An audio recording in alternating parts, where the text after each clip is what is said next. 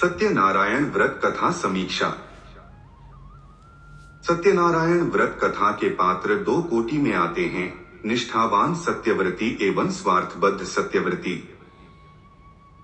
शतानंद काष्ठ विक्रेता भी एवं राजा उल्कामुख निष्ठावान सत्यव्रती थे।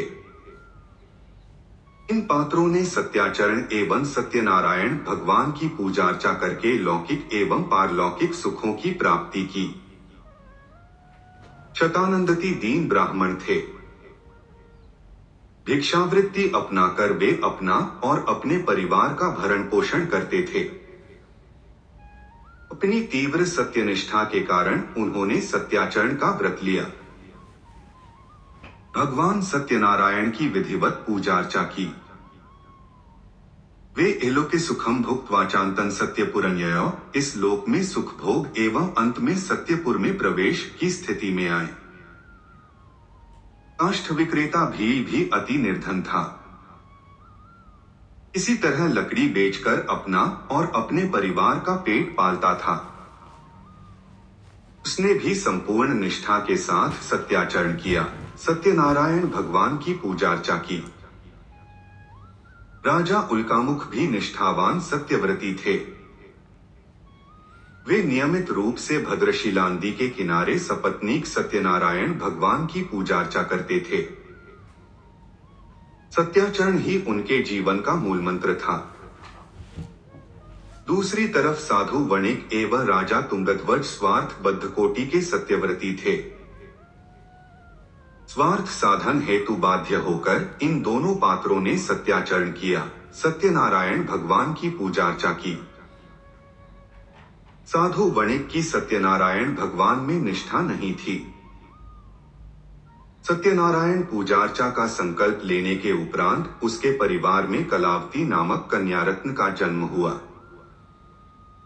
कन्या जन्म के पश्चात उसने अपने संकल्प को भुला दिया और सत्यनारायण भगवान की पूजा अर्चा नहीं की। उसने पूजा कन्या के विवाह तक के लिए टाल दी। कन्या के विवाह अवसर पर भी उसने सत्याचरण एवं पूजा अर्चा से मुंह मोड़ लिया और दामाद के साथ व्यापार यात्रा पर चल पड़ा। दैवयोग से रत्नसारपुर में श्वसुर दामाद के ऊपर चोरी का आरोप लगा।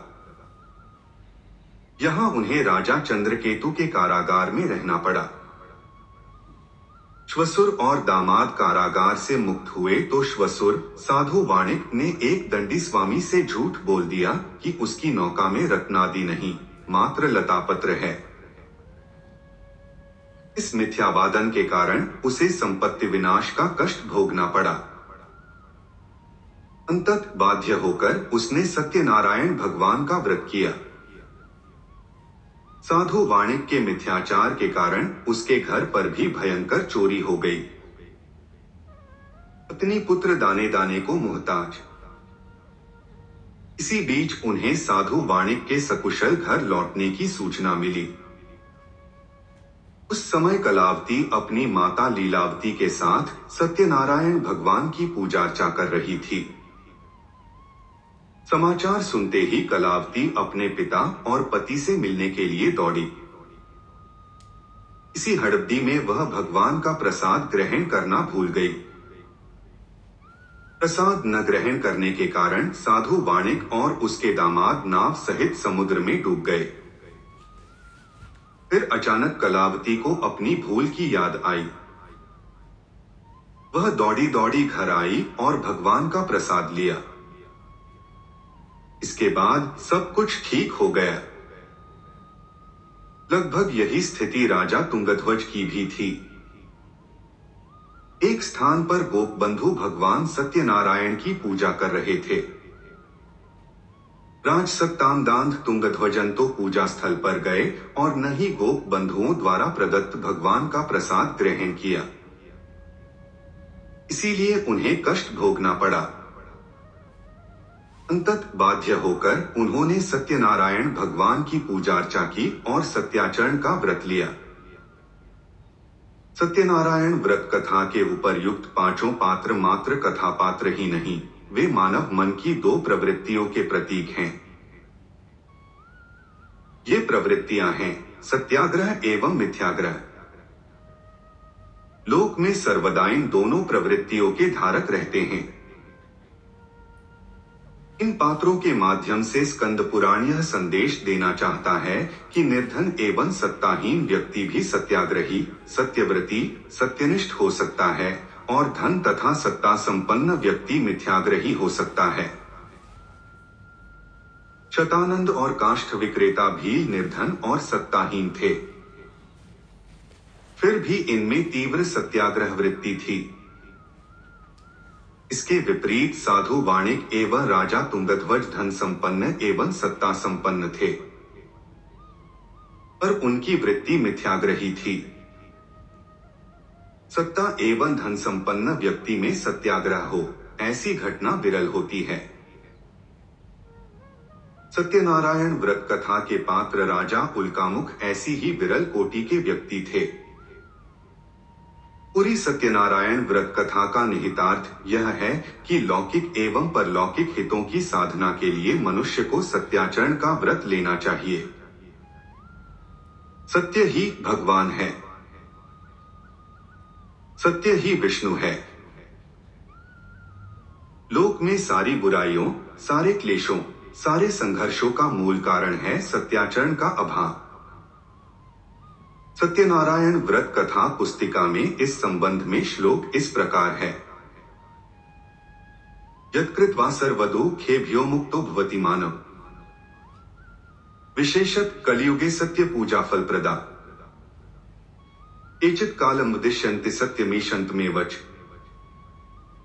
सत्यनारायणं केचित् सत्यदेवं तथापरे। नाना रूप धरो भूत्वा सर्वेषामीप्सितप्रद। भविष्यति क्लौ विष्णु सत्य रूपी सनातन। अर्थात सत्यनारायण व्रत का अनुष्ठान करके मनुष्य सभी दुखों से मुक्त हो जाता है। कलिकाल में सत्य की पूजा विशेष रूप से फलदायी होती है। सत्य के अनेक नाम हैं, यथा सत्यनारायण, सत्यदेव। सनातन सत्य रूपी विष्णु भगवान कलियुग में अनेक रूप धारण करके लोगों को मनोवांछित फल देंगे। सत्यनारायण व्रत कथा उद्देश्य। वेदों के अनुसार सत्यनारायण कथा करने से हजारों वर्षों के यज्ञ के बराबर फल मिलता है।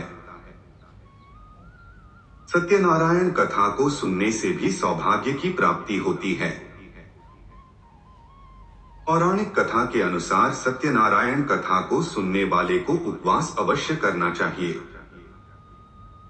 ऐसा माना जाता है कि श्री हरि विष्णु इससे जीवन की सभी समस्याओं को दूर करने में सक्षम हैं। स्कंद पुराण के अनुसार सत्यनारायण भगवान विष्णु का स्वरूप है। कहा जाता है कि ऐसी स्थिति में सत्यनारायण कथा सुनने और करने से भगवान विष्णु भक्त पर कृपा करते हैं। ऐसा कहा जाता है कि यह किसी के जीवन में खुशी और शांति लाता है।